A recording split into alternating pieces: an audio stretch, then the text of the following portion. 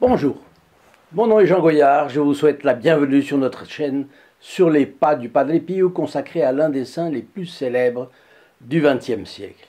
Padre Pio, moine capucin et grand mystique.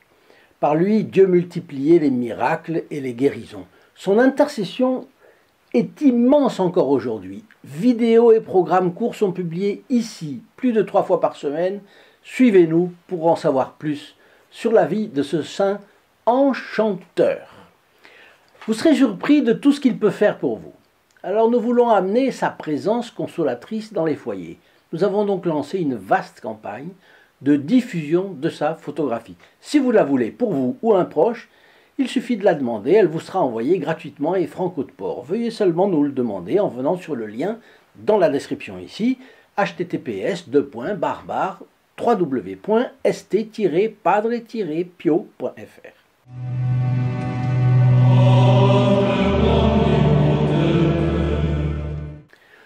Un péché affligeait particulièrement le Padre Pio au confessionnal et le rendait sévère. C'était le blasphème. Padre Pio aimait tellement Dieu qu'il ne pouvait pas tolérer cette injure envers lui. En réalité, nous n'y pensons presque jamais. Mais nous avons un bon baromètre de notre amour pour Dieu. Si par hasard nous ne détestions pas assez le mal, c'est que nous n'aimerions pas assez le bien. Quand on aime Dieu, on déteste son contraire, c'est logique. Et quand on aime le péché, on déteste Dieu. L'amour et l'aversion sont deux sentiments opposés, avec la réversibilité suivante. Celui qui a l'aversion du mal et du péché, c'est parce qu'il a l'amour du bien et de la vertu. S'il a de l'aversion pour le bien, c'est qu'il a un attachement au mal. On ne peut pas sortir de cette équation. Et vous voyez, le Padre Pio en confession, détester le mal et aimer le pécheur. On doit aimer le pécheur. Et donc, on ne juge pas le pécheur. Par contre, le péché, on doit le détester et le juger, bien entendu. Et l'ouverture des JO de Paris 2024 nous offre l'occasion d'approfondir le mal qu'est le blasphème. Le démon est si près de celui qui outrage le nom saint de Dieu qu'il devient une personne de la famille. C'est comme ça que commence notre Fioletti d'aujourd'hui. Dans un hôtel de San Giovanni Rotondo, une fillette était possédée et hurlait de façon effrayante. Elle faisait partie donc des possédés agités, ce qui empêchait les clients de l'hôtel de se reposer jour et nuit. Espérant que cette fille soit libérée par le Padre Pio, sa mère la conduisait tous les jours à la petite église où il confessait. Et là aussi, le vacarme était indescriptible. Traversant l'église pour retourner au couvent, le Padre Pio se retrouva un matin en face de l'énergumène qui hurlait, alors que 3 hommes peinaient à la retenir. D'un de ses pieds malades, notre bon capucin écrasa un pied de la jeune et lui donna un bon coup sur la tête en lui criant « Et ça suffit maintenant !» Mais il avait touché la petite qui était possédée. Elle est tombée inanimée sur le sol. Ce n'est pas la force du coup, c'est le fait de l'avoir touchée. Et le padre recommanda à un des médecins présents de l'emmener voir Saint Michel au sanctuaire voisin dont nous avons parlé déjà plusieurs fois, du mont Gargan. Un ami milanais a mis sa voiture à la disposition de la mère de la jeune possédée et elles ont pris toutes les 2 place avec lui comme chauffeur. Et dans une autre voiture sont entrés le médecin et un capucin assez costaud pour accompagner les 2 pèlerins, les 2 pèlerines. Arrivés à destination, ils entrèrent tous dans la grotte où Saint Michel est apparu au Moyen-Âge. La fillette s'est réveillée, mais la faire s'approcher de l'autel dédié à Saint Michel, impossible. Le chauffeur, le médecin, le frère capucin et un autre homme n'arrivaient pas à maîtriser cet être maigrichon qui s'échappait de tous côtés. Mais il y a eu un moment, permis par la Providence, où le frère capucin, un confrère du Padre Pio, d'un geste rapide a réussi à prendre la petite main de la fille et l'a fait effleurer l'autel de Saint-Michel. Qu'est-ce qui s'est passé à votre avis? Comme foudroyée, la fillette s'est écroulée à terre. Quelques instants plus tard, elle a repris conscience, sereine et tranquille, comme si de rien ne s'était passé, et dit à sa mère avec douceur, « Maman, tu m'achètes une glace ?» Ah, un exorcisme d'une manière extraordinaire, ça. Ça vaut la peine d'aller au Mont Gargan pour avoir tous les démons loin et ne pas être, infesté d'une façon ou d'une autre, surtout si on a assisté à l'ouverture des Jeux Olympiques de Paris 2024. Après avoir exaucé son souhait, le petit groupe est revenu auprès du Padre Pio pour le remercier. Et s'adressant à la mère, celui-ci a dit « Dis à ton mari de ne plus blasphémer, autrement le démon reviendra. » Et cela, c'est en toutes lettres dans un livre que j'ai ici, du père Yazenzaniro et la mission de sauver les âmes. Témoignage, tome 1, aux éditions Padre Pio da Pietrelcina. Ça se passe de commentaires, n'est-ce pas?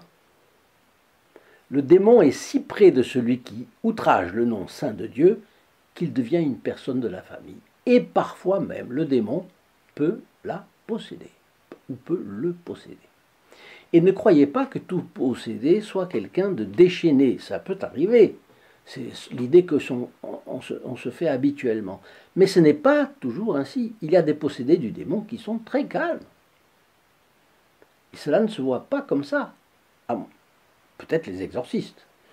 J'en connais un qui a été exorciste, qui regarde nos vidéos, donc lui, il pourra me dire, me confirmer. Ce fiolet, il tombe tellement à propos que je le relis à la triste soirée d'ouverture des JO, le samedi ou le vendredi 27 juillet 2024. L'objectif de cette chaîne est de diffuser dans les foyers la présence consolatrice de Saint Pio de Pietrelcina, qui a passé sa vie à arracher les âmes aux griffes du diable. Sur sa prière, Dieu multipliait les miracles et les guérisons. Si vous découvrez notre chaîne, je vous invite à vous abonner au moyen du bouton ci-dessous, prévu à cet effet, en bas, dans la description. Cliquez dessus, c'est gratuit, activez 2 fois la clochette, et vous serez informé des anecdotes de la vie du Padre Pio racontées ici régulièrement, et vous ne manquerez plus les fameux fioletti du Padre Pio dont tout le monde parle. Alors tout le monde a reconnu que cette soirée d'ouverture a multiplié les transgressions. Qu'est-ce que c'est que transgresser? C'est désobéir, enfreindre, violer un ordre, violer des lois. Et quel ordre a-t-on violé? L'ordre chrétien bimillénaire bâti par la civilisation chrétienne, c'est-à-dire par l'Église catholique. Les pierres augustes du vieux Paris, de même que le public qui a voulu croire qu'il avait rendez-vous avec la grandeur, ont assisté à une véritable liturgie, avec ses grands prêtres aux gestes emphatiques, ses rites programmés, ses hyperboles, sa vasque d'offrandes, ses allusions à des réalités religieuses qui étaient tout sauf chrétiennes, avec même un paganisme assumé dès avant la cérémonie. Et puis avec ses odes. Odes à qui au fait? À quel dieu adressait-on ces odes? Telles celle de Philippe Catherine, par exemple, dans le fameux tableau de parodie de la Sainte Seine, ou grimé en Dionysos, nu, quasi, mais nu. Plus de riches, plus de pauvres, quand on redevient tout nu. Ode à l'égalitarisme ici. Qui est le dieu de l'égalitarisme? Celui contre lequel Saint Michel s'est levé. On a parlé aussi donc de Dionysos et de Bacchanal.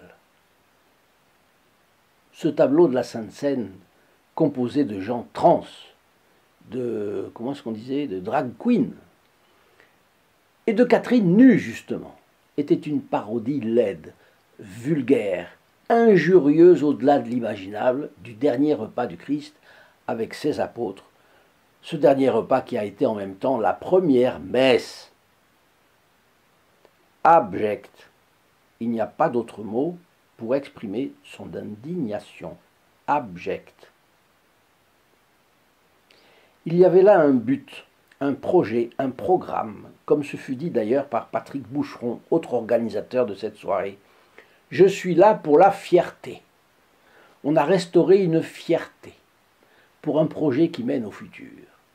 C'est donc bien le projet d'une utopie politique que visent Boucheron et ses collègues. C'est la déconstruction, faire exploser des codes religieux, sociaux, etc. La destruction du beau et du bien. Il y avait aussi cette évocation visuelle du feu, du sang, de la mort, des ténèbres. Ainsi, on a fait remettre la flamme par des enfants en barque à un esprit de la mort. Sinistre. C'était bien d'un subversif achevé, parfaitement assumé, quoi qu'en ait dit Thomas Joly. Et comme un journaliste l'a fort bien exprimé, une minorité infime de soi-disant élites ont puisé dans les entrailles de la France révolutionnaire l'esprit libertaire et égalitaire pour imposer une liturgie woke, celle d'une nouvelle religion, une religion qui s'oppose, au point où nous venons de le voir, au christianisme. Et où cet acte religieux s'est-il déroulé? Dans le cadre monumental de toute beauté du centre de Paris. Autrement dit, la ville lumière avilie par l'animation woke.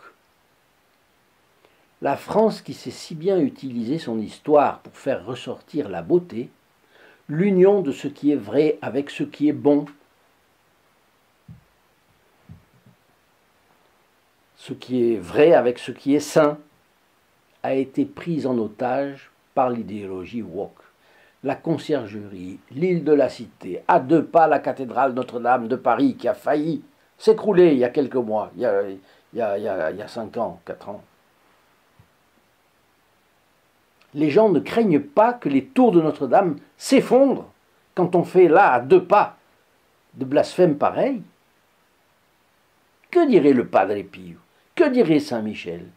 Que dirait Saint-Louis, qui a donné son nom à... dont la postérité a donné le nom à l'île qui est voisine? La Sainte-Chapelle, construite par Saint-Louis, le Pont Neuf, la Seine, un cadre monumental chargé d'histoire, bâti selon les règles de l'esthétique issue de la science et de l'art, des médiévaux, de l'Ancien Régime, de la Belle Époque. Chaque pierre nous parle de la France. Eh bien, le comité olympique nous a volé tout cela, a pris Paris en otage, a pris les chrétiens en otage, et les JO avec. Aucune autorité civile ne s'est formalisée. Sans compter que si Thomas Joly a bien dit qu'il avait voulu inclure et non exclure, il a bel et bien exclu, je dirais même plus, il a discriminé les chrétiens avec sa parodie de la Sainte Seine. Il essaie d'allumer des contre-feux dans la presse, maintenant, parce qu'il se rend compte qu'il est allé trop loin. Ah, voilà. Eh bien, il nous raconte que les chrétiens n'ont pas de culture, c'était un autre tableau qu'il avait voulu parodier, ce n'était pas celui de la Sainte Seine, tiens, le festin de Bacchus, le je sais pas quoi encore, il aura rien du tout. Ça, c'est ce qu'il a dit dimanche, la veille, à chaud, il avait été interviewé. Voilà ce qu'il avait dit, je vais vous le dire. Notre intention n'a jamais été d'être impertinent ou d'être subversif. Notre idée était simplement que, oui, dans cette grande diversité, il y a le besoin d'être conjointement... nous avons en tout cas voulu, nous, être conjointement, inclure tout le monde. Voilà. Je vous lis la chose, je l'ai copiée sur ces paroles. Hein. Il n'y avait pas de volonté pour moi de passer des messages plus comment dire, militants, c'était simplement des messages républicains. En France, on a le droit de s'aimer comme on veut, avec qui on veut. En France, on a le droit de croire ou de ne pas croire. En France, on a le droit de... On a beaucoup de droits, quoi. Voilà. C'était l'idée de faire transparaître ces valeurs-là à travers la cérémonie. Alors on a bien compris quand on lit cela, il était très embarrassé, hésitant, parce qu'il y a des concepts sur lesquels qu'il ne voulait pas habiller de mots. Les transgressions étaient déjà assez fortes pour ne pas avoir à en rajouter. Et le fait est qu'il a voulu beaucoup inclure. Mais il a discriminé tous les chrétiens en injuriant le Christ. Il a dit aussi, on était dans la liberté. C'était un message républicain. C'était une cérémonie qui réconciliait. Quoi? Réconcilier? La polémique planétaire est la preuve qu'il sait manier la langue de bois. Hein? Polémique en France et polémique ailleurs à l'étranger. 59 chaînes de télévision ont censuré la parodie de la Sainte Seine. Ajoutons que l'on a eu droit au veau d'or, comme l'ont remarqué certains observateurs. Ils ont même exalté la décapitation, d'abord de Marie-Antoinette, ce qui ne se ferait avec personne. Mais le faire avec Marie-Antoinette en plus, dont les gens de bonne foi s'accordent à dire qu'elle a été héroïque dans la prison et dans la mort. Après la symbolique du sang versé, le sang des autres, n'est-ce pas? C'est toujours pareil. Mais il n'y avait pas que Marie-Antoinette, puisqu'aux fenêtres de la conciergerie, on voyait plein de femmes décapitées en robe rouge, sans compter celles qui étaient en bas, en robe noire, décapitées elles aussi, enchevêtrées dans des filets de sang. Les organisateurs ont discriminé aussi toute une classe d'ailleurs, celle des nobles qui existent aujourd'hui, et qui ont leur famille, leur profession, leurs relations sociales, qui sont humiliés de cette façon ignoble, il faut bien le dire. Bon, dans quel but imposer cela au public du monde entier, toutes ces décapitations, tout ce sang, et aussi ces feux allumés au pied de la conciergerie? Il faudra analyser de plus près ce projet politique-social. Bref, un esprit des ténèbres a pris possession de cette cérémonie. Alain Finkielkraut a dit avec propriété, tout à fait, propriété de langage, cette cérémonie, c'était le génie français qui brillait par son absence. Je vais vous donner une déclaration maintenant qui est intéressante, mais avant, je vous demande de partager au maximum. À 5 personnes, par exemple, mais au moins 3 personnes. Vous pouvez ainsi faire prendre à beaucoup de catholiques la mesure de ce qui se produit en France en ce moment. Alors, je vous dis que chaque fois que vous partagez une vidéo ici, vous rentrez immédiatement dans les intentions de la messe qui sera célébrée le vendredi suivant votre clic. Donc, non seulement vous entrez, mais aussi la personne qui reçoit la vidéo en partage y entre également. Alors, n'hésitez pas, c'est gagnant-gagnant. Je vous donne la déclaration de Jacques Attali. De cette ouverture des JO de Paris 2024, je pense qu'on retiendra l'ensemble des transgressions de toute nature qu'on y a vues. C'est lui qui parle. Et dans 10 ans, soit ces transgressions seront devenues naturelles et banales, et elles ne choqueront plus personne, soit au contraire, ces transgressions seront ressenties comme la mesure de ce que 2024 était un moment de décadence et qu'il fallait revenir en arrière. Nous verrons dans 10 ans si la transgression est devenue ouverture vers la liberté, ou au contraire si 2024 aura été un point d'inflexion vers un retour obscurantiste, nostalgique, qui aura marqué la fin d'une époque de liberté. Je ne pense pas que le pire soit le plus vraisemblable. Je pense au contraire que ce qui s'ouvre ici, c'est une période où la France aura ouvert une voie. Je me permets juste de faire remarquer que bien qu'étant l'idéologue engagé que l'on sait, Jacques Attali n'est sûr de rien quant à l'acceptation future de sa révolution. Même plus, qu'il ait dit cela montre qu'il a pris l'impact des réactions. Voilà la raison pour laquelle je vous demande de répondre avec encore plus d'enthousiasme à la pétition que nous avons lancée. Il faut que les destinataires croulent sous les signatures. Pourquoi? Tout simplement pour que cela ne recommence plus. Jamais plus. Merci. Voici l'adresse où vous pouvez la signer et la faire signer. https://action.st-padre-pio.fr /blasphème au singulier -o au pluriel -j-olympique au pluriel. Au revoir. In nome del Padre, del Figliolo e dello Spirito Santo, e così sia. Sia lodato Gesù e Maria, oggi e